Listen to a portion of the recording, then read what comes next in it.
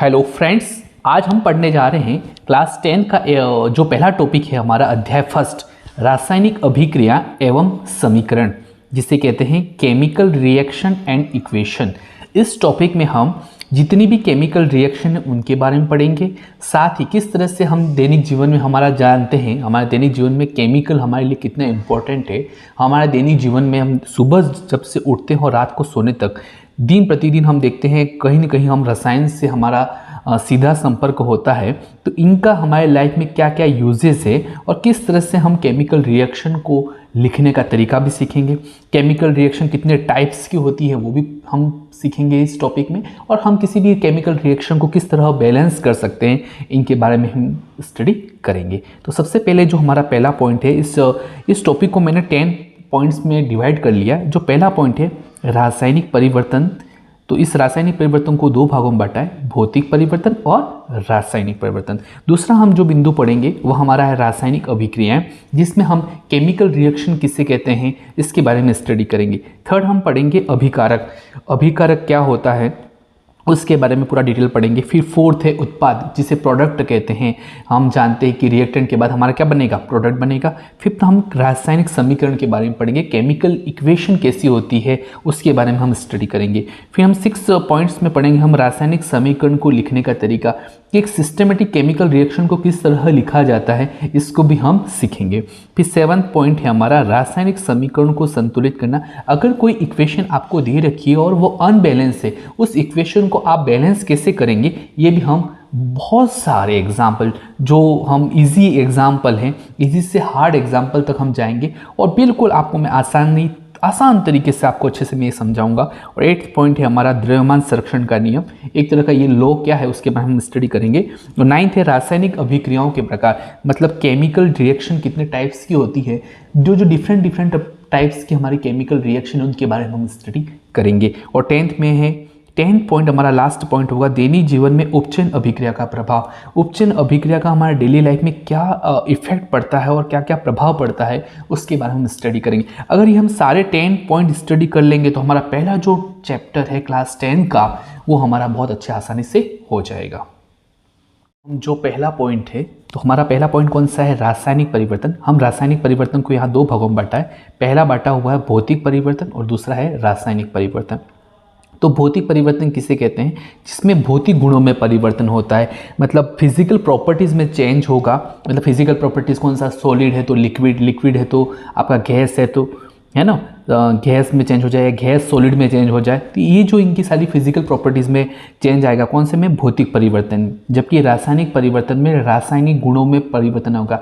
रासायनिक गुण मतलब जैसे अगर कोई पदार्थ मेरा खट्टा है और वो मीठा लगे, या मीठा है तो खट्टा हो जाए, मतलब केमिकल प्रॉपर्टीज़ अगर उसकी चेंज हो जाए तो वो कौन सा परिवर्तन होगा, रासायनिक परिवर्तन होगा। इसी तरह भौतिक परिवर्तन में नया पदार्थ नहीं बनता है, मतलब जो पदार्थ है वही रहेगा, कोई नया पदार्थ नहीं मिलकर बन जाएगा। उसकी हाँ फिजिकल प्रॉपर्टी चेंज हो सकती है लेकिन नया पदार्थ नहीं बनेगा। जबकि रासायनिक परिवर्तन में नया पदार्थ बनता है, एक नया पदार्थ मेरे सामने मिलेगा। इसी तरह पुनः प्रारंभिक पदार्थ प्राप्त होता है, मतलब जो पहले अगर मैं रिएक्शन हो जाए कंप्लीट और प्रोडक्ट बन जाए और वापस मैं चाहूँ तो पुनः जो मेरे को वापस जो इनिशियल मटेरियल था वो वापस मिल जाएगा। लेकिन यहाँ पर देखेंगे रासायनिक परिवर्तन में पुनः प्रारंभिक पदार्थ प्राप्त नहीं होता, मतलब वो वापस पदार्थ प्राप्त मिलेगा नहीं। भौतिक परिवर्तन को हम एग्जाम्पल के द्वारा समझ सकते हैं। जल का बर्फ में बदलना, अगर मेरे पास एक ग्लास भर के पानी है, मतलब वो कौन सी अवस्था हुई, द्रव अवस्था हुई। अगर उसको मैंने फ्रीज में रखा, घंटा भर फ्रीज में रखा, तो वो किस में चेंज हो जाएगा, बर्फ में। मतलब वो द्रव अवस्था किस में चेंज हो गई, आपकी सॉलिड ठोस अवस्था में परिवर्तित हो गई, मतलब उसकी फिजिकल प्रॉपर्टी चेंज हो गई है। इसी तरह बल्ब का जलना, आपने बल्ब शुरू किया तो स्टार्ट हो गया, फिर बंद किया तो वापस बुझ गया, मतलब ये कोई नया पदार्थ थोड़ा बना है, मतलब नया पदार्थ बना नहीं और पुनः प्रारंभिक पदार्थ, बल्ब वापस मिल गया, वही बल्ब हो गया। ऐसे ही जल का बर्फ में बदलना और बर्फ को वापस में गर्म करूँ तो क्या बन जाएगा, पानी आपका बन जाएगा। तो ये कहलाएगा आपका भौतिक परिवर्तन। और थर्ड आता है आपका चौक का टूटना, हमारा एग्जाम्पल आ गया वो भौतिक परिवर्तन में। जैसे चौक का आप चौक तोड़ोगे और वापस उस चौक के जो बुरादे को इकट्ठा करके वापस चौक बना सकते हो, तो ये आपका हो गया भौतिक परिवर्तन हो गया। इसी तरह दूसरा जो है रासायनिक परिवर्तन, इसमें रासायनिक गुणों में परिवर्तन होता है, नया पदार्थ बनता है और पुनः प्रारंभिक पदार्थ प्राप्त नहीं होता, मतलब जो एक बार बन गया वो बन गया, वो वापस जो पहले वाला पदार्थ मिलेगा नहीं। दूध का दही में बदलना मतलब दूध फटने के बाद, दूध में रासायनिक गुणों में परिवर्तन होने के बाद दही में परिवर्तित हो जाता है। आप दही को कितना भी चाहो तो वो जिंदगी भर अगर आप बैठो तो भी दही कभी दूध में बदल सकता नहीं है। मतलब कौन सा परिवर्तन हो गया? ये आपका रासायनिक परिवर्तन हो गया। उसी तरह लोहे पर जंग लगना, अगर कोई लोहा है और उस पर जंग लग जाए तो जंग लगा हुआ जो पार्ट है लोहे का वो वापस लोहा तो थोड़ा बन पाएगा, तो ये मेरा कहलाएगा रासायनिक परिवर्तन। इसी तरह लकड़ी का जलना, अगर कोई पदार्थ, मेरे पास लकड़ी है, अगर उस लकड़ी को मैं जलाता हूँ तो वो कोयले में परिवर्तित हो जाएगी। जो ये लकड़ी का जला हुआ भाग, कोयला वाला भाग है, वो पुनः वापस लकड़ी प्राप्त होगी नहीं, तो ये मेरा कहलाएगा रासायनिक परिवर्तन। तो दोस्तों आपको मैंने बता दिया भौतिक परिवर्तन और रासायनिक परिवर्तन किस तरह दोनों में आपको अच्छे से अंतर भी समझ में आ गया होगा। एक मैं आपको एग्जाम्पल पूछता हूँ और आपको बताना है कि वो भौतिक परिवर्तन है या रासायनिक परिवर्तन। आप कमेंट बॉक्स में ज़रूर बताइएगा। मोमबत्ती का जलना, बताइएगा मोमबत्ती का जलना भौतिक परिवर्तन है या रासायनिक परिवर्तन? तो आप इसको सोच समझ के बताइएगा, मैं इसका आंसर कमेंट बॉक्स में ज़रूर बताऊंगा। हाँ, तो अब आपको समझ में पहला पॉइंट जो आ गया भौतिक परिवर्तन और रासायनिक परिवर्तन। दूसरा पॉइंट जो मेरा है वह है रासायनिक अभिक्रिया। रासायनिक अभिक्रिया किसे कहते हैं? Chemical reaction. पदार्थों में होने वाले परिवर्तन को रासायनिक अभिक्रिया कहते हैं। मतलब पदार्थ में जो भी परिवर्तन हो रहे हैं वह कहलाएगा रासायनिक अभिक्रिया। जैसे एक मैग्नीशियम का जलना, मैग्नीशियम आप जानते हैं एक फीता होती है और फीता नुमा मतलब एक पतली रस्सी नुमा समझ सकते हैं, पतला फीता नुमा होती है। अगर उसको जलाएंगे तो क्या रिएक्शन होगी? मैग्नीशियम प्लस ऑक्सीजन, फिर एरो का निशान, फिर बना मेरा मैग्नीशियम ऑक्साइड। मतलब मैग्नीशियम यहाँ Mg हो गया, ऑक्सीजन मतलब आप जानते हैं कोई भी वस्तु कौन सी गैस की उपस्थिति में जलती है? वो ऑक्सीजन की उपस्थिति में जलती है। हम जानते हैं कोई भी पदार्थ जलाने के लिए ऑक्सीजन गैस सहायक होती है और बुझाने के लिए कार्बन डाइऑक्साइड होती है। तो ये मैग्नीशियम को जलाना है तो मैग्नीशियम प्लस ऑक्सीजन, तो क्या बन गया? Magnesium oxide. मतलब ये मैग्नीशियम ने रिएक्शन की ऑक्सीजन के साथ बना और मैग्नीशियम ऑक्साइड। तो ये परिवर्तन क्या हुआ? एक तरह का हमारा केमिकल चेंजेज परिवर्तन हुआ। एक और एग्जाम्पल है जिसके द्वारा समझते हैं, जैसे कोयले का दहन, कार्बन प्लस ऑक्सीजन बना कार्बन डाइऑक्साइड। कोयले में जानते हैं मुख्यतः क्या होता है? कार्बन, तो कार्बन को जलाने के लिए कौन सी गैस चाहिए? ऑक्सीजन, अभी बताया मैंने आपको, तो बना कार्बन डाइऑक्साइड। तो ये एक नया पदार्थ बना और पदार्थों में परिवर्तन ही क्या कहलाता है? हमारा रासायनिक अभिक्रिया कहलाता है। थर्ड मैंने जो पॉइंट बताया था वो अभिकारक, जिसे इंग्लिश में बोलते हैं रिएक्टेंट। मतलब किसी भी अभिक्रिया में भाग लेने वाले पदार्थ को अभिकारक कहते हैं। कोई भी चीज़ अपने आप थोड़ी बन जाती है, तो उस अभिक्रिया में किसी भी अभिक्रिया को देखोगे और उसको जो मिलने वाले अभिकारक में जो भाग लेते हैं, अभिक्रिया में जो भाग ले रहे, उन पदार्थों को कहते हैं अभिकारक।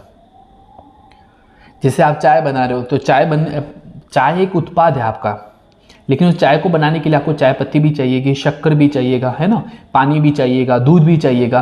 तो ये सारे जो पदार्थ आप मिला रहे हो उसे कहते हैं अभिकारक। जबकि आपकी जो चाय रेडी हो गई, आपके कप में तैयार होकर मिली, वह कहलाएगा आपका उत्पाद, प्रोडक्ट, फाइनल जो पदार्थ बना वो उत्पाद कहलाएगा। देखो उत्पाद की परिभाषा, किसी भी अभिक्रिया में बनने वाले पदार्थ को, जो बन गया, अभिक्रिया में भाग लेने वाले पदार्थ को तो अभिकारक बताया मैंने, जबकि बनने वाले पदार्थ को क्या कहते हैं? उत्पाद कहते हैं। इसको एग्जाम्पल के द्वारा समझते हैं। जैसे मैग्नीशियम का जलना, मैग्नीशियम प्लस ऑक्सीजन बना मैग्नीशियम ऑक्साइड।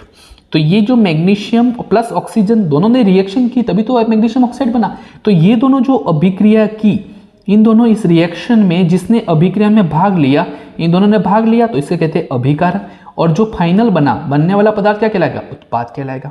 इसी तरह मैंने आपको जो कोयले का दहन बताया, तो इसको एग्जाम्पल जैसे carbon plus oxygen carbon dioxide, तो ये कहलाएगा रिएक्टेंट, ये भी रिएक्टेंट, और ये प्रोडक्ट, ये अभिकारक, ये भी कहलाएगा मेरा अभिकारक, और ये क्या कहलाएगा? मेरा उत्पाद। अभी तक हमने ये समझा कि किसी भी चीज़ को रासायनिक अभिक्रिया किसे कहते हैं, अभिकारक किसे कहते हैं और उत्पाद किसे कहते हैं। अब हमारा नेक्स्ट जो पॉइंट है वह हमारा रासायनिक समीकरण है, केमिकल इक्वेशन।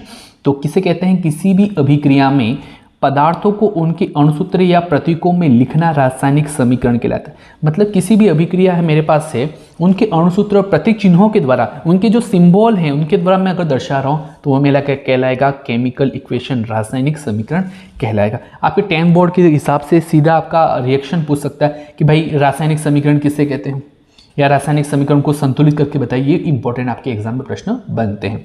जैसे एक एग्जाम्पल के द्वारा, मैग्नीशियम का जलना, तो मैग्नीशियम प्लस ऑक्सीजन बना तो मैग्नीशियम ऑक्साइड। तो ये मैग्नीशियम को किससे लिखते हैं? Mg से, ऑक्सीजन को O2 से, और मैग्नीशियम ऑक्साइड MgO। तो ये जो मैग्नीशियम का जलना, इस रिएक्शन को मैग्नीशियम प्लस ऑक्सीजन, इनको पूरे अणुसूत्रों में लिखा, इसको Mg इसको O2, ये MgO, यही मेरा कहलाता है रासायनिक समीकरण, केमिकल इक्वेशन कहलाता है।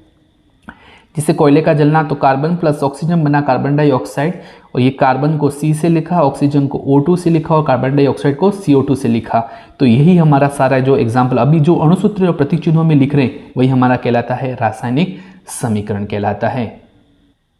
तो अब हमारे पास एक नया पॉइंट मिल रहा है आपको, तो वह है रासायनिक समीकरण को लिखने का तरीका या शर्तें। अब अभी तक हमने सिर्फ सारी तैयारी की कि रासायनिक अभिक्रिया किसे कहते हैं, अभिकारक किसे कहते हैं, उत्पाद किसे कहते हैं। अब हमने पढ़ेंगे कि रासायनिक समीकरण को लिखेंगे कैसे, उसके तरीके क्या हैं, शर्तें क्या हैं। तो सबसे पहली शर्त है अभिकारक को बाईं तरफ लिखते हैं, उत्पाद को दाईं तरफ लिखते हैं। हमेशा किसी भी रिएक्शन में आप रिएक्टेंट को बाईं तरफ लिखेंगे और उत्पाद को दाईं तरफ। अगर मेरा ये ब्लैंक पेज है या रजिस्टर है, ये रिएक्शन है समझिएगा, तो इस रिएक्शन में हम ये जो मेरा राइट हैंड है और ये लेफ्ट है, तो इधर जो राइट हैंड है इधर तो मैं लिखूंगा प्रोडक्ट, और इधर जो मेरा लेफ्ट हैंड है उधर मैं लिखूंगा रिएक्टेंट। समझ में आ गया पहला पॉइंट। दूसरा, जो अभिकारक को लिखने के बाद तीर का निशान चिन्ह लगाकर उत्पाद को लिखते हैं। तो दोस्तों देखिएगा, तो सबसे पहले हम क्या लिखेंगे, अभिकारक लिखेंगे, और अभिकारक को लिखने के बाद हम तीर का निशान लगाएंगे, इसके बाद उत्पाद लिखेंगे किसी भी रिएक्शन में। तो तीर के चिन्ह के ऊपर हम आवश्यक शर्तें जैसे ताप दाब को लिखते हैं। जो आवश्यक शर्तें उस रिएक्शन में रहेंगी उसको हम तीर के निशान के ऊपर लिखेंगे। तो किसी भी रिएक्शन में तीर के चिन्ह के ऊपर हम आवश्यक शर्तें जैसे ताप दाब को लिखते हैं। अगर टेम्परेचर की वहाँ पर आवश्यकता तो टेम्परेचर को शो करेंगे, दाब की आवश्यकता तो वहाँ दाब को लिखेंगे। जैसे एक प्रकाश संश्लेषण की रिएक्शन है, जैसे प्रकाश संश्लेषण किसे कहते हैं, प्रकाश की उपस्थिति में, है ना, सनलाइट की उपस्थिति में पौधों द्वारा जो भोजन बनाने की प्रक्रिया है वह हमारा कहलाता है प्रकाश संश्लेषण। तो प्रकाश संश्लेषण में हम जानते हैं पौधे कौन सी गैस का उपयोग करते हैं, carbon dioxide 6CO2 plus 12H2O, और ये हमारा बनता है C6H12O6 plus 6O2 plus 6H2O। मतलब कार्बन डाइऑक्साइड और पानी की उपस्थिति में जब ये क्या बनाता है, ग्लूकोज बनाता है, ऑक्सीजन और वाटर पानी बनाता है। तो किसकी उपस्थिति में बनाता है ये पौधा, जो भोजन बनाने की प्रक्रिया वो सूर्य के प्रकाश की उपस्थिति में, सनलाइट उपस्थित होगा तभी तो वो क्या बनाएगा, अपना भोजन बनाएगा। तो तीर के चिन्ह के ऊपर आवश्यक शर्त है, क्योंकि यहाँ इस रिएक्शन के लिए क्या चाहिएगा, सूर्य प्रकाश। तो मैंने जो आवश्यक चीज थी वो तीर के निशान के ऊपर मैंने बताई गई। इसी तरह जो फोर्थ पॉइंट है, अभिकारक तथा उत्पाद की संख्या एक से अधिक होने पर धन या प्लस का चिन्ह लगाया जाता है। जैसे इसी रिएक्शन में हम देख रहे हैं, इस रिएक्शन में ये रिएक्टेंट हो गए, ये मेरे 3 प्रोडक्ट हो गए, 1 2 3, 3 प्रोडक्ट हो गए। तो अभिकारक तथा उत्पाद की संख्या एक से अधिक होने पर धन या प्लस का चिन्ह लगाते हैं। मतलब जैसे यहाँ पर 2 रिएक्टेंट थे तो दोनों को बीच में मैंने क्या कौन सा निशान लगाया, प्लस का निशान लगाया, धन का निशान लगाया, और उत्पाद भी एक से अधिक होने पर कौन सा निशान लगाया, प्लस का चिन्ह लगाते हैं अगर हो तो। फोर्थ पॉइंट हो गया हमारा कंप्लीट। फिफ्थ है पदार्थ को उनकी भौतिक अवस्थाओं में दर्शाते हैं। अगर पदार्थ की अगर भौतिक अवस्था उनको दर्शाएंगे, अगर वहाँ पर फिजिकल प्रॉपर्टी स्टेट है, तो ठोस को हम इंग्लिश में क्या बोलते हैं, सॉलिड एस से लिखते हैं, ऐसे द्रव लिक्विड एल से लिखते हैं, गैस को जी से लिखते हैं, और जलीय विलयन एक्वस सॉल्यूशन जो मेरे पास है उसको हमेशा हम ए क्यू से लिखते हैं। तो हम ये जो अगर किसी रिएक्शन में एस लिखा मतलब आपको स्वतः समझ में आना चाहिए उस पदार्थ की कौन सी अवस्था है। एस का मतलब सॉलिड मतलब ठोस अवस्था, एल का मतलब लिक्विड मतलब द्रव अवस्था, जी का मतलब गैसीय अवस्था, और ए क्यू मतलब जलीय विलयन। जलीय का विलयन का मतलब होता है अगर जैसे नमक है और नमक है तो एस लिखूंगा मतलब वो सॉलिड अवस्था में। अगर मैंने वहाँ पर ए क्यू लिखा है मतलब आपको समझ में आ जाना चाहिए एक्वस सॉल्यूशन हुआ मतलब नमक को पानी के अंदर घोला गया है, उसका जलीय विलयन बनाया गया। ए क्यू का मतलब होता है जलीय विलयन बनाया गया। जैसे एक रिएक्शन के द्वारा आपको यहाँ समझाया गया, कार्बन प्लस ऑक्सीजन बना कार्बन डाइऑक्साइड। यहाँ एस का मतलब कौन सी, कार्बन कौन सी अवस्था में, सॉलिड ठोस अवस्था, O2 जी का मतलब गैस गैसीय अवस्था में, और CO2 मतलब कौन सी अवस्था में, गैसीय अवस्था में है। तो अब हमारा 6 पॉइंट कंप्लीट हो गया। अब आता है रासायनिक समीकरण को संतुलित करना। संतुलित समीकरण किसे कहते हैं, किसी भी अभिक्रिया में अभिक्रिया से पहले तथा पश्चात परमाणुओं की संख्या समान होनी चाहिए। अगर समान नहीं है तो आपको समान करनी है, मतलब वही होगा संतुलित समीकरण। संतुलित मतलब बैलेंस इक्वेशन। अगर किसी भी रिएक्शन में रिएक्टेंट एंड प्रोडक्ट के मॉलिक्यूल समान होने चाहिए, कुल मिलाकर ये बात है। जैसे कार्बन प्लस ऑक्सीजन, यहाँ देख रहे हैं कार्बन डाइऑक्साइड। अब इस रिएक्शन में देखेंगे कार्बन की संख्या कितनी है, यहाँ पर 1 है। ऐसे ही ऑक्सीजन की कितनी संख्या है, 2 मॉलिक्यूल्स हैं। यहाँ पर कार्बन कितना 1 और ऑक्सीजन कितना है 2। जब ये कार्बन 1 यहाँ पर रिएक्टेंट में और प्रोडक्ट में भी कितना है 1, यहाँ ऑक्सीजन यहाँ पर रिएक्टेंट में कितनी है 2, तो प्रोडक्ट में भी कितनी है 2, मतलब ये क्या आंसर इक्वेशन है, संतुलित समीकरण है। ऐसे ही एक क्वेश्चन आपको एग्जाम में पूछा गया कि Zn प्लस H2SO4 बनता है हमारा ZnSO4 प्लस H2। अभी तक तो हमने ये सीख लिया कि ये और जो मतलब बाईं तरफ लिखते हैं रिएक्टेंट अभिकारक को लिखते हैं, उत्पाद को दाईं तरफ लिखते हैं। तो ये जो अधिक से अधिक होने पर प्लस का निशान लगाते हैं, धन का निशान बताया था मैंने आपको। तो ये चीज़ें अब अभी फिलहाल ये पूछ रहा है कि संतुलित कीजिए इस अभिक्रिया को। तो हम कैसे करेंगे देखिएगा। सबसे पहले हम एक टेबल बनाएंगे, तत्व लिखेंगे, ठीक है, फिर हम लिखेंगे अभिकारक, फिर हम लिखेंगे उत्पाद। जब ये तीनों चीज़ें लिखेंगे फिर हम अच्छे से टेबल बनाएंगे, क्योंकि एग्ज़ाम में जो प्रश्न आएगा वह हमारा, क्योंकि हम जितना अच्छे से लिखेंगे उतना ही एग्जामिनर अच्छे से मार्क्स हमें देगा। तो हम इस अच्छे से टेबल बनाएंगे। आपने टेबल ड्रॉ कर दिया। जब आपकी प्रैक्टिस बहुत ज़्यादा हो जाएगी तो आप डायरेक्ट देखकर ही डायरेक्ट उसी रिएक्शन में आप रिएक्टेंट को बैलेंस करना सीख लोगे। तो सबसे पहले मेरा कौन सा एलिमेंट है यहाँ पर, जिंक, Zn लिख दिया। और कौन सा हाइड्रोजन है, सल्फर है, और कौन सा है ऑक्सीजन। यहाँ पर भी देखिए सल्फर, ऑक्सीजन और हाइड्रोजन, इसके अलावा कोई एलिमेंट्स है नहीं, तो जिंक लिख दिया मैंने। और कौन सा एलिमेंट है मेरे पास, हाइड्रोजन, तो हाइड्रोजन लिख दिया। और कौन सा एलिमेंट है मेरे पास, सल्फर, सल्फर कर दिया।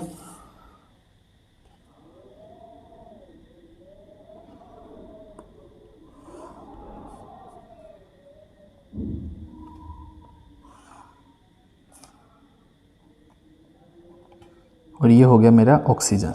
बताइए अब यहाँ पर जिंक की संख्या कितनी है अभिकारक में, ये अभिकारक हुआ ना, तो यहाँ जिंक है 1, प्रोडक्ट में जिंक कितना है, Zn 1 है।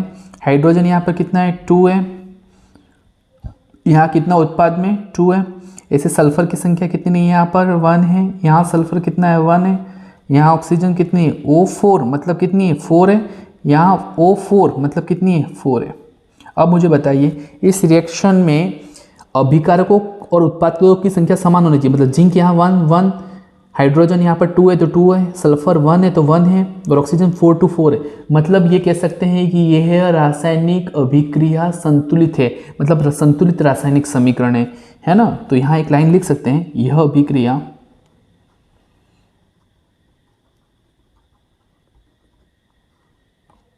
संतुलित रासायनिक समीकरण है। अगर नहीं होती, बैलेंस नहीं होते, यहाँ परमाणु और अणुओं की संख्या अलग अलग होती, तो हम उसको बैलेंस करते। जैसे एक नेक्स्ट एग्जाम्पल हमारा पूछा गया है, उसके द्वारा हम समझेंगे। Fe प्लस H2O बना मेरा Fe3O4 प्लस H2O। जैसे भी सेम वैसे ही टेबल हम बनाएंगे, तत्व लिखेंगे, अभिकारक लिखेंगे और उत्पाद लिखेंगे। किसी रिएक्शन में तीन ही चीज़ बहुत महत्वपूर्ण होती है। तत्व लिखा मैंने, अभिकारक लिखा और मैंने उत्पाद लिखा। देखिए रिएक्शन, और जैसे जैसे हम जितने एग्जाम्पल सॉल्व करते जाएंगे आपके कंसेप्ट और अच्छे से क्लियर होते जाएंगे। इस टेबल को ड्रॉ किया हमने। देखिएगा कहाँ से मैं एलिमेंट लिख रहा हूँ, देखो Fe मतलब ये आयरन आ गया मेरा Fe। और क्या है हाइड्रोजन, तो यहाँ हाइड्रोजन लिखूंगा। और कौन सा एलिमेंट है, ऑक्सीजन।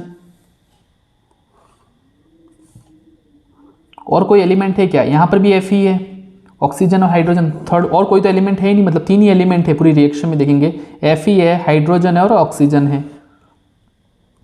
अब बताइए मुझे, देखिए इस Fe में यहाँ पर अभिकारक, ये पूरी रिएक्शन हुई, ये जो बाईं तरफ तो अभिकारक को लिखते थे, यहाँ Fe की संख्या कितनी है 1 है, यहाँ Fe कितनी है 3 है, यहाँ हाइड्रोजन की संख्या कितनी है 2 है, यहाँ हाइड्रोजन की संख्या कितनी है 2 है, यहाँ ऑक्सीजन कितना है 1 है, यहाँ ऑक्सीजन कितना है 4 है। अब इस रिएक्शन को देखिएगा, क्या बैलेंस करने की आवश्यकता है कि नहीं है, पहले वो चेक कीजिए। देखिए बैलेंस इसलिए करना पड़ेगा क्योंकि यहाँ लिखा है 1, यहाँ लिखा है 3 और उधर लिखा हुआ आपका 2, 2, मतलब ये तो बैलेंस है। लेकिन ये बैलेंस नहीं है। इसी तरह यहाँ 1 है, यहाँ 4 है, तो ये बैलेंस नहीं हुआ। तो इसको बैलेंस करने के लिए हम क्या करेंगे कि यहाँ क्या लगाऊँ तो बैलेंस हो जाए। देखिएगा यहाँ 1 है तो यहाँ 3 है, तो यहाँ क्या लगाऊँ, अगर मैं यहाँ 3 से मल्टीप्लाई करूँ, इस रिएक्शन को 3 से मल्टीप्लाई करूँ, मतलब यहाँ 3 लगाऊँ, 3Fe, तो यहाँ Fe की संख्या कितनी होगी, 3 होगी, तो ये बैलेंस हो गया। हाइड्रोजन देखिए, यहाँ हाइड्रोजन 2 है, यहाँ पर भी हाइड्रोजन, मतलब हाइड्रोजन भी बैलेंस है। लेकिन यहाँ पर देख रहे हैं यहाँ ऑक्सीजन 1 है, यहाँ 4 है। अगर यहाँ किसका गुणा करूँ तो ये 4 बन जाए, तो इसको मल्टीप्लाई क्या करूँगा, 4 करूँगा, मल्टीप्लाई 4। अगर मैं यहाँ 4 लगा कर देखूँ एक एग्जाम्पल के रूप में, यहाँ अगर मैंने 4 लगाया तो यहाँ 4 का मतलब ये हो जाएगा, इस रिएक्शन का मतलब ये हो जाएगा, इस रिएक्शन को समझिएगा, इसका मतलब ये 4H2O का मतलब ये होता है 4H2O, मतलब कितना, हाइड्रोजन तो कितना हो गए, 8 हो गए, और ऑक्सीजन मेरा कितना हो गया, 4 हो गया। इसका मीनिंग ये हुआ कि मेरा हाइड्रोजन तो 8 हो गए और ऑक्सीजन कितना हो गया, 4 हो गया। अगर देखिएगा मैं यहाँ 4 लगाया ऑक्सीजन को बैलेंस करने के लिए 4, ये तो बैलेंस हो गया। लेकिन यहाँ पर हाइड्रोजन देखेंगे तो मेरे हाइड्रोजन कितने हो गए, रिएक्टेंट में 8 हो गए, तो यहाँ पर भी कितना लगाऊं, मतलब इसको भी यहाँ 8 हो गया, तो यहाँ क्या लगाना पड़ेगा, 4 का मल्टीप्लाई करना पड़ेगा, मतलब यहाँ पर भी मेरा क्या लगाना पड़ेगा, 4, तभी मेरा बैलेंस होगा। जब ये पूरा करेंगे तभी तो बैलेंस हुआ। देखिएगा यहाँ 1 × 3 तो 3 हो गया, रिएक्टेंट यहाँ पर भी 3 हो गए, यहाँ 2 × 4 तो 8 हो गए, ये भी 8 हो गए, ये भी 4, ये भी 4। देखिएगा इस रिएक्शन को, इसको हम एग्जाम्पल के द्वारा देखो, इसको बेहतर तरह से 3Fe, 3 आयरन, 4 दूनी H2 का यहाँ मल्टीप्लाई होगा, मतलब 4 × 2, हाइड्रोजन कितना हो गए, 8 हो गए, यहाँ 4H2 मतलब कितना, यहाँ पर भी हाइड्रोजन कितने हो गए, 8 हो गए, यहाँ ऑक्सीजन देखिए 4 × O मतलब ऑक्सीजन 4 हो गए, और यहाँ पर भी ऑक्सीजन कितने, 4, मतलब ये रासायनिक समीकरण अब संतुलित हुई है। आपको इस तरह इक्वेशन को आपको बैलेंस करना है। एक और अभिक्रिया पूछी गई है, Mg + oxygen given to MgO। इस रिएक्शन को आप पहले सॉल्व कीजिएगा, वीडियो को पॉज करके आप पहले सॉल्व कीजिएगा, फिर आप इसको वीडियो को देखिएगा। तो देखिएगा कैसे इसको सॉल्व करेंगे। देखिएगा Mg + O2 + MgO, वही टेबल, तत्व लिखेंगे, अभिकारक लिखेंगे, रिएक्टेंट, फिर हम लिखेंगे उत्पाद।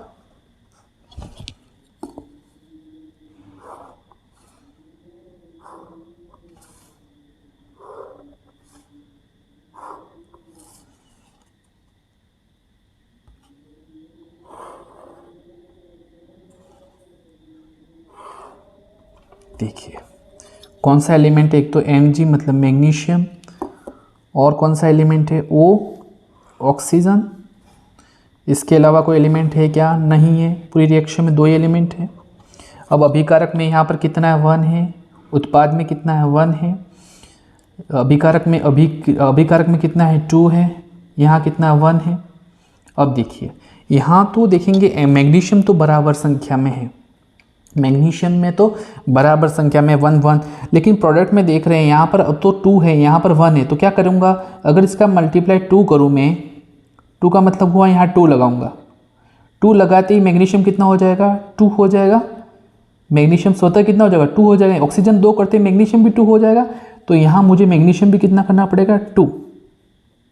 अब ये जो समीकरण है वो संतुलित बैलेंस आपकी इक्वेशन हुई। देखिएगा 2 मैग्नीशियम, O2 मतलब O2 का मतलब क्या होता है, इस O2 का मतलब ये हुआ, O2 का मतलब और 2O बराबर ही होता है, O2 का मतलब OO हुआ, इस 2O का मतलब क्या, ये O कितनी बार है, 2, ये इक्वली होता है, O2 कहूँ या 2O कहूँ, वो दोनों क्या है, इक्वली है, क्योंकि ये मल्टीप्लाई होता है दोनों में, मतलब ये इक्वेशन अब बैलेंस हो गई। तो ये हमने एग्जाम्पल देखे आपको। नेक्स्ट मेरे पास एग्जाम्पल है N2 + S2 NH3, तो ये भी वही सेम ही कहानी, तत्व लिखेंगे, अभिकारक लिखेंगे। एग्ज़ाम में जब आए तो इतने अच्छे से व्यवस्थित आपको काम करना है ताकि आपको पूरे में से पूरे और अच्छे बेस्ट में से बेस्ट एग्जामिनर आपको मार्क्स दे। तत्व कौन कौन से हैं, देखिए पहले टेबल ड्रॉ करेंगे, तत्व हो गया, अभिकारक हो गया और उत्पाद हो गया। आपको साइंस बहुत ही आसान तरीके से हम समझाएंगे ताकि आपके बहुत अच्छे मार्क्स एग्ज़ाम में आए और अच्छे से साइंस आपको समझ में आए। मार्क्स अपनी जगह है, लेकिन साइंस को साइंस की दृष्टिकोण से हमें अच्छे से समझ में आना चाहिए, साइंस को रटना नहीं है। जैसे हर चीज़ को हम प्रैक्टिकली करके देख रहे हैं, कितना बेहतर तरीके से सीख रहे हैं। तो इस टेबल को ड्रॉ किया, देखिए N2 मतलब यहाँ पहले नाइट्रोजन आएगा और क्या है हाइड्रोजन, इसके अलावा कोई एलिमेंट है नहीं है। देखिए अभिकारक में नाइट्रोजन N2 कितना है 2 है, यहाँ कितना है 1 है, N1 है, यहाँ हाइड्रोजन 2 है, यहाँ कितना है 3 है। अब इस रिएक्शन को कैसे बैलेंस करूँगा, देखिएगा यहाँ पर क्या करूँ, देखिएगा यहाँ क्या करूँ, अब यहाँ N2 है ना, तो यहाँ 2 नाइट्रोजन है, तो यहाँ 2 करने के लिए क्या करना पड़ेगा, देखिएगा यहाँ 2 करने के लिए तो यहाँ 2 से मल्टीप्लाई करूँगा। अगर 2 से मल्टीप्लाई किया तो नाइट्रोजन N2 और 2N है, मतलब ये तो इक्वल हो गया, लेकिन देखिएगा 2 करते हाइड्रोजन कितना हो गया 2H3, मतलब हाइड्रोजन H3 इंटू 2 हुआ, मतलब हाइड्रोजन की संख्या कितनी हो गई 6 हो गई, हाइड्रोजन की संख्या कितनी हो गई 6 हो गई। और यहाँ H2 है तो यहाँ पर भी कितना हो गया 3 हो गया, मतलब ऐसे बैलेंस कर पाएंगे। देखिए कैसे, यहाँ हाइड्रोजन की संख्या 6 है तो यहाँ H2 में किसका गुणा करूँ तो 6 बनेगा, 2 में किसका गुणा करूँ तो 6 बनेगा, तो आप सीधा जान गए कि 2 में किसका गुणा करेंगे तो 6 बनेगा, तो 3 का 3 दूनी 6। ऐसे इक्वेशन को हम बैलेंस करते हैं। एक और एग्जाम्पल हमारा दे रखा है FeSO4 गिवन हमें क्या देगा Fe2O3 plus SO2 plus SO3। तो ये रिएक्शन सब लिखेंगे, तत्व लिखेंगे, अभिकारक लिखेंगे और उत्पाद लिखेंगे।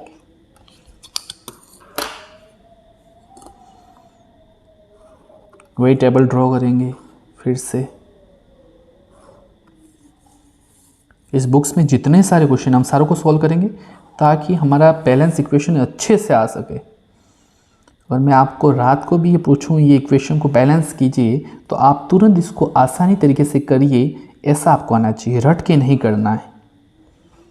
ठीक है, तत्व अभिकारक लिखा, पहला कौन सा Fe, जो एलिमेंट है वही लिखेंगे, दूसरा सल्फर है S है, और थर्ड कौन सा है आपका ऑक्सीजन, Fe हो गया, S हो गया और ऑक्सीजन हो गया। देखिए यहाँ पर कितना है 1 हो गया, अभिकारक में 1, प्रोडक्ट में कितना है 2 है, यहाँ सल्फर कितना है 1 है, यहाँ सल्फर 1 और 1 कितना पूरा गिनना, एक ही नहीं गिनना, इसके अंदर तो 1 है, इस प्रोडक्ट ये भी तो प्रोडक्ट के अंदर है, तो ये कितना हो गया 2 हो गया। यहाँ O4 मतलब कितना हो गया 4 ऑक्सीजन हो गया, यहाँ 3, ये ऑक्सीजन भी काउंट होगा, इधर भी ऑक्सीजन काउंट होगा, इधर भी, मतलब 3 2 5 6 7 8 आ गया। इस तरह बैलेंस करेंगे। अब देखिए यहाँ Fe1 हो गया, यहाँ 2 है, तो क्या करूँ तो यहाँ 2 होगा। अगर मैं यहाँ 2 लगा दूँ, जैसे ही 2 लगाता हूँ, एक एग्जांपल के लिए मैं दिमाग में लगाऊँ, यहाँ पर 2 लगाया मैंने, रफली माइंड में लगाना आपको। यहाँ अगर मैंने 2 लगा दिया तो Fe कितना हो जाएगा 2 हो जाएगा, तो मुझे 2 ही करना है। सल्फर कितना हो जाएगा 2, तो यहाँ सल्फर भी मुझे कितना करना है 2 ही तो करना है। ऑक्सीजन कितना हो जाएगा 4 × 2 तो 8, मुझे 2 लगाते ही देखें सेम प्रोडक्ट के मॉलिक्यूल मिल रहे हैं, मुझे 2 ही लगाना है। देखिएगा 2 लगाते ही मल्टीप्लाई 2 हो जाएगा, इसमें भी मल्टीप्लाई 2 हो जाएगा, इसमें मल्टीप्लाई 2, तो 2 होते 2 रिएक्टेंट और प्रोडक्ट के समान, ये भी रिएक्टेंट प्रोडक्ट के समान, ये भी रिएक्टेंट प्रोडक्ट के समान हो जाएगा। इस इक्वेशन को ऐसे भी आप डायरेक्ट चेक कर सकते हैं। देखिए कैसे चेक करते हैं, 2 Fe 2 आयरन हो गए, 2 Fe हो गए, यहाँ सल्फर 1 हो गया, तो देखिए यहाँ पर सल्फर अब 2 सल्फर हो गया तो 2 सल्फर हो गए। यहाँ ऑक्सीजन देखिएगा 2O4 मतलब 8 हो गया, यहाँ 3 4 5 6 7 8, मतलब ये इक्वेशन अब बैलेंस हो चुकी है। तो हमने इक्वेशन को बैलेंस करना सीखा। अब हमारा एक स्पेशल पॉइंट है कि अणुओं की संख्या को घटाकर या बढ़ाकर लिखने को हीट एंड ट्रायल मेथड या अनुमान विधि कहते हैं। हीट एंड ट्रायल मेथड कहते हैं किसी भी रिएक्शन में अणुओं की संख्या को, परमाणुओं की संख्या को घटाकर या बढ़ाकर। भाई हम जानते हैं किसी भी रासायनिक गुण को संतुलित करना है, अभी तक हमने जितनी भी रिएक्शन देखी उसमें अगर किसी इक्वेशन को हमें बैलेंस करना है तो इसके अणुओं की या परमाणुओं की संख्या को घटाकर या बढ़ाकर करेंगे, तभी तो किसी इक्वेशन को बैलेंस कर पाएंगे। तो इस मेथड को क्या कहते हैं, हीट एंड ट्रायल मेथड कहते हैं, या हिंदी में बोलते हैं अनुमान विधि। ये कई परीक्षा में पूछा गया, अनुमान विधि किसे कहते हैं या हीट एंड ट्रायल मेथड किसे कहते हैं। तो अणुओं की संख्या को घटाकर या बढ़ाकर लिखना हीट एंड ट्रायल मेथड कहते हैं। दूसरा जो स्पेशल पॉइंट है, मैग्नीशियम रिबिन को वायु की उपस्थिति में दहन। यह एक प्रैक्टिकली आपका एग्जाम में पूछा गया कि मैग्नीशियम रिबिन को वायु की उपस्थिति में जलाने पर क्या प्रैक्टिकली, देखिए समझिएगा। ये मेरे पास मैग्नीशियम रिबिन जानते हैं, ये मैग्नीशियम रिबिन जो इस तरह से पतली रिबिन होती है, मैग्नीशियम रिबिन जो आपको इजीली मार्केट में अवेलेबल हो जाएगी। तो ये जो मैग्नीशियम रिबन को वायु की उपस्थिति में, जानते हैं वायु मतलब कौन सी, वायु मतलब कौन सी कैसे हो जाएगी, ऑक्सीजन। वायु की उपस्थिति में दहन से क्या बनता है, MgO मैग्नीशियम ऑक्साइड। ये हम जानते हैं, अभी तक हमने पहले भी ये रिएक्शन पढ़ चुके हैं। अब परीक्षा में ये क्या प्रश्न प्रैक्टिकली पूछा जाता है कि भाई जब मैग्नीशियम को जलाया जाता है कौन सी गैस की उपस्थिति में, पहला प्रश्न तो ऑक्सीजन आ जाएगा। कौन सी गैस की उपस्थिति में जलाया जाता है, ऑक्सीजन की उपस्थिति में। जब जलाया जाता है तो कौन सा कलर, मतलब इस अगर मैग्नीशियम रिबिन है मेरे पास और उसको जलाऊं, इस मैग्नीशियम रिबिन को जला रहा तो कौन से कलर के मतलब मैग्नीशियम रिबिन जलती है या उत्सर्जित करती है, तो ध्यान रखिएगा वो श्वेत रंग का, कौन से रंग का, वाइट कलर का श्वेत रंग का प्रकाश उत्सर्जित करती है। और ये जो उत्सर्जित करती है तो जब ये राख बनती है, नीचे राख गिरेगी, अगर उसको मैं बाउल में लिया हुआ है तो ये जो बाउल में जो मैंने लिया है श्वेत रंग का जो प्रकाश उत्सर्जित करने के बाद इस पदार्थ का जो राख है वो कौन से रंग की होती है, वो भी पूछा गया है, श्वेत रंग की। कौन सी रंग की होती है, श्वेत रंग की। मतलब ये जो मैग्नीशियम ऑक्साइड बनता है वो कौन से रंग का होता है, श्वेत रंग का। और जो प्रकाश निकल रहा है वो भी कौन से रंग का होता है, श्वेत रंग का। ये डायरेक्टली आपके एग्जाम में प्रश्न बन सकता है कि मैग्नीशियम रिबिन को जब जलाते हैं तो कौन सी गैस की उपस्थिति में। नंबर 1 प्रश्न ऑक्सीजन, कोई भी पदार्थ ऑक्सीजन की उपस्थिति में जलता है। दूसरा प्रश्न ये पूछा जाता है जब मैग्नीशियम रिबिन जलता है तो कौन से रंग का मतलब रंग का उत्सर्जन करता है, तो श्वेत रंग का। और थर्ड प्रश्न बन सकता है आपका जब मैग्नीशियम रिबिन जलता है तो उसकी जो राख होती है वो कौन से रंग की होती है, श्वेत रंग की, श्वेत भूरा रंग की होती है, क्योंकि ये मैग्नीशियम ऑक्साइड पदार्थ है। तो ये 2 महत्वपूर्ण पॉइंट आपको मैंने बता दिए। और एक जो हमारा पॉइंट है वो है द्रव्यमान संरक्षण का नियम। किसी भी अभिक्रिया में न तो द्रव्यमान का निर्माण किया जाता है और ना ही द्रव्यमान नष्ट किया जाता है, अर्थात कुल द्रव्यमान संरक्षित रहता है। अभी तक जितनी भी अभिक्रिया देखी तो हमने देखा कि द्रव्यमान कुल क्या रहता है, संरक्षित रहता है। जैसे एक एग्जाम्पल के द्वारा अगर हम देखें, एक एग्जाम्पल मेरे पास कार्बन प्लस ऑक्सीजन है, बना कार्बन डाइऑक्साइड। ये अब इस रिएक्शन में देखेंगे तो कार्बन की संख्या कितनी है, 1 है, ऑक्सीजन कितना है, 2 है, यहाँ पर कार्बन कितना 1 है, ऑक्सीजन कितना है 2 है। मतलब कुल परमाणुओं की संख्या, मतलब कुल द्रव्यमान क्या रहता है, संरक्षित। न तो द्रव्यमान का निर्माण किया जाता है ना ही द्रव्यमान का नष्ट किया जाता है। मतलब किसी भी रिएक्शन में द्रव्यमान क्या रहेगा मेरा, संरक्षित रहता है, मतलब कंजर्वेशन रहेगा और कोई भी द्रव्यमान नष्ट होता नहीं है। मतलब कुल द्रव्यमान संरक्षित रहता है, यही द्रव्यमान संरक्षण का नियम है। ये परीक्षा में पूछा गया है। तो ये आपने बताना है किसी भी अभिक्रिया में न तो द्रव्यमान का निर्माण किया जाता है न ही किसी अभिक्रिया में द्रव्यमान नष्ट किया जाता है। तो कुल द्रव्यमान संरक्षित रहता है। तो दोस्तों मैंने आज आपको 8 पॉइंट पढ़ाए, हम 2 मिनट में कम से कम इसका एक बार रिवीजन कर लेते हैं ताकि हम इन्हें आज क्या पॉइंट पढ़े उसके बारे में हम चर्चा कर सकें। तो सबसे पहले मैंने इस आज जो पढ़ाया उसमें पहला पॉइंट क्या पढ़ाया था मैंने आपको, उसके बारे में बता रहा हूँ। तो आपको सबसे पहले मैंने आज जब पहला पढ़ाया था तो हमने पहले आपको रासायनिक अभिक्रिया किससे कहते हैं उसके बारे में बताया था, है ना। रासायनिक परिवर्तन पहले पढ़ा था हमने। सबसे पहले रासायनिक परिवर्तन को हमने 2 भागों में बांटा था, भौतिक परिवर्तन और दूसरा मेरा था रासायनिक परिवर्तन। भौतिक परिवर्तन हम जानते थे भौतिक गुणों में परिवर्तन हो रहा था, है ना। एक नया पदार्थ यहाँ पर नहीं बनता है, हम जानते थे, है ना। पुनः प्रारंभिक पदार्थ प्राप्त हो रहा था। जबकि रासायनिक परिवर्तन में रासायनिक गुणों में परिवर्तन होता था, एक नया पदार्थ बनता था और पुनः प्रारंभिक पदार्थ अगर हम यहाँ देख रहे हैं तो वो प्राप्त नहीं हो रहा था। तो इसका एग्जाम्पल हमने बल्ब का जलना देखा था, चौक का टूटना देखा था। इसी तरह रासायनिक परिवर्तन में दूध का दही में बदलना, लकड़ी का जलना, लोहे पर जंग लगना, ये रासायनिक परिवर्तन देखे थे हमने। इस तरह हमने रासायनिक परिवर्तन को कंप्लीट किया था। दूसरा हमारा जो था वह था रासायनिक अभिक्रिया। तो रासायनिक अभिक्रिया किसे कहते हैं, पदार्थों में होने वाले जो परिवर्तन है उससे क्या कहते थे, रासायनिक अभिक्रिया कहते थे। फिर मैंने आपको एग्जाम्पल भी बताए थे, मैग्नीशियम का जलना, कोयले का दहन, है ना। तो ये एग्जाम्पल के द्वारा ये सारे क्या हैं, रासायनिक अभिक्रिया कहलाते हैं। फिर हमने पढ़ा था अभिकारक। अभिकारक किसे कहते हैं, रिएक्टेंट। कोई भी रिएक्शन है अगर उसमें जो भाग लेने वाले पदार्थ हैं, तो ये जो जैसे कार्बन प्लस ऑक्सीजन, तो ये जो पदार्थ भाग ले रहे हैं उससे कहते हैं अभिकारक। और बनने वाले जो पदार्थ हैं उसे क्या कहते थे, उत्पाद कहते थे। तो उत्पाद, किसी भी अभिक्रिया में बनने वाले पदार्थ को उत्पाद कहते थे। तो हमने नेक्स्ट पढ़ा था आपका उत्पाद पॉइंट पढ़ाया था। फिर आता है आपका रासायनिक समीकरण। रासायनिक समीकरण हम देख रहे थे किसी भी अभिक्रिया में उनके परमाणु और अणुसूत्रों और प्रतिचिन्हों में लिख रहे थे। जैसे कार्बन को C से लिख रहे हैं, ऑक्सीजन को O2 से लिख रहे हैं, कार्बन डाइऑक्साइड को CO2 से लिख रहे हैं, तो ये हमारा क्या कहलाएगा, रासायनिक समीकरण कहलाएगा। फिर हमने रासायनिक समीकरण को संतुलित करने के कुछ नियम पढ़े थे। उन नियमों को हमें ध्यान रखना, परीक्षा में पूछा जाएगा। कोई भी 5 या 4, 2 भी नियम पूछे जा सकते हैं। तो पहला नियम यही है कि किसी भी अभिक्रिया में हम देखते हैं तो अभिकारक को हम बाईं तरफ लिखते हैं जबकि उत्पाद को दाईं तरफ लिखते हैं। दूसरा पॉइंट आता है कि अभिकारक लिखने के बाद हम किसका निशान लगाते हैं, तीर का निशान। जैसे मैग्नीशियम प्लस ऑक्सीजन बना मैग्नीशियम ऑक्साइड बना, तो ये अभिकारक हैं और इसके बाद के लिखने के बाद हम किसका निशान लगाते हैं, तीर का निशान लगाते हैं। तो ये क्या लगा मेरा दूसरा रूल हो जाएगा। थर्ड आ जाएगा, अगर कोई रिएक्शन है और उसकी जो आवश्यक शर्त है वह ताप दाब है वो तीर के निशान के ऊपर लगाते हैं। जैसे अपन ने प्रकाश संश्लेषण की अभिक्रिया की थी 6CO2 + 12H2O है ना, तो बना मेरा C6H12O6 + 6O2 + 6H2O बना था मेरा। तो यहाँ जो आवश्यक ताप व दाब शर्तें हैं, सूर्य का प्रकाश चाहिए, तो इसको मैंने इसकी इस रिएक्शन के ऊपर तीर के निशान के ऊपर लगाया था, तो ये इसके ऊपर लिखते हैं। नेक्स्ट मैंने आपको नियम बताया था कि एक से अधिक अभिकारक या उत्पाद की संख्या होने पर किसका निशान लगाते हैं, प्लस या धन का निशान लगाते हैं। ये भी नियम आपको बताया था मैंने।